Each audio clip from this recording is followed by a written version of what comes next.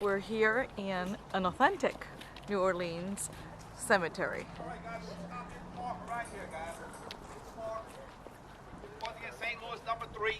St. Louis number 3, there you go. That's the cemetery. The folks cemetery dates back to 1854. You see it right here. We've seen St. Louis 1, where the Voodoo Queen is buried, Easy Rider, St. Louis 2, St. Louis 3. We only have 3 of these, but that's enough. This one is about a mile in length now. The Autisticglobetrotting bought this land, sold it to those who could afford it. The first actual tomb site was placed up against the wall on that side of the cemetery, up against the wall. We call it wall vaults, today we call it mausoleum vaults. Now, you notice that the fancy tomb sites over here, we only have 3 basic types of tomb sites. 3. The family tomb site, society tomb site, the one that we see with the statue of the cross, that's a society tomb right here. Priests are buried right here. That's a priest tomb site right there. You see all the reverends and the fathers that have been buried there.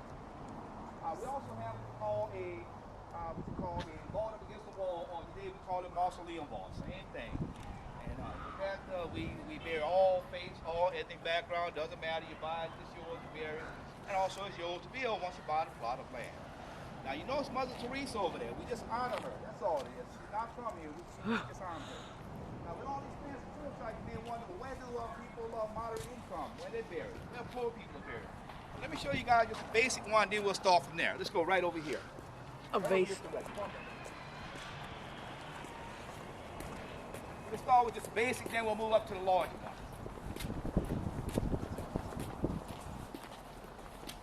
Now you may notice that you see in the tomb site they have names on it all alongside. You see all the names either in French or even in Spanish, yes.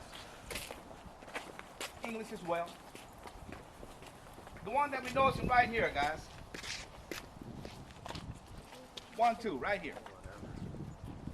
Here's about as simple and basic as you can get, other than bury in the ground. Now, families who bury their family members, first of all, you need to buy a plot of land. It's yours to buy, it's yours to build, and this is what they build. From maybe a few $100s here, to maybe a couple of $1,000, even more $100,000 that we're seeing next door. Maybe, I won't say 100,000, but pretty close to it over here. So after family's viewing, funeral, and embalming, you place a casket inside. Now the caretaker's going to have to prepare it, right? He's going to take the door off. He's going to take the previous casket out. Now he cannot remove it until the time of 1 year plus 1 day. This allows for natural cremation inside the tomb site, which means that the remains inside the casket is going to turn to dust and bones. So when the time is clear, he gets the okay, he's going to remove it. He pulls the casket out, he opens the casket, he'll put the remains into a container like a knapsack, paper sack, whatever he's given. Put the remains actually back inside, all the way toward the back where that rear section is. When the air is clear, he incinerates, get rid of the casket. Next burial, puts it inside, close it up, lock it up. Done, right? Works out real good.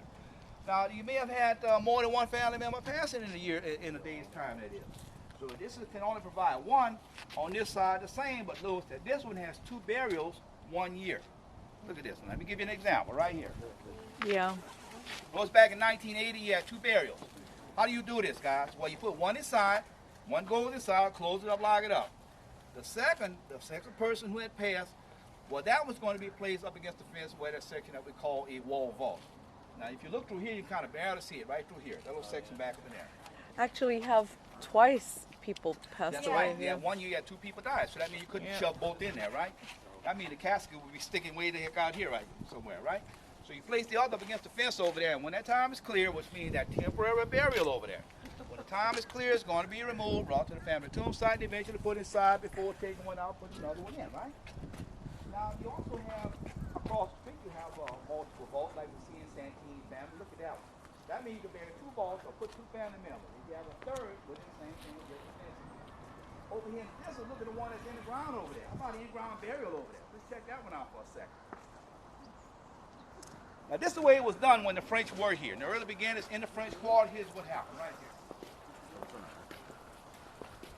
Now, you notice the lower slab of stone on it, right?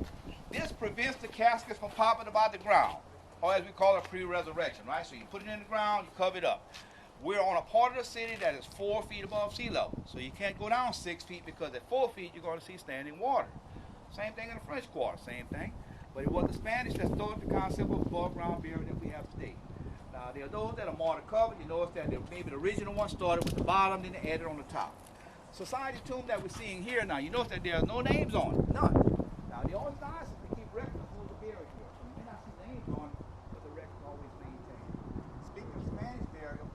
it out over here.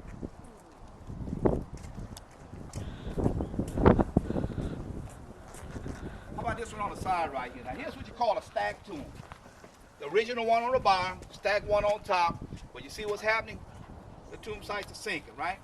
We have an annual subsidence of 4 to 6 inches of subsidence per year. That means the more water you drain, the more the land is going to sink. You can see that this was also in Spanish. How about that? Jose, adios, right? See you later, right? See that? Castro and all. How about that? See you later, adios, right? That works here. All right, now you're seeing these.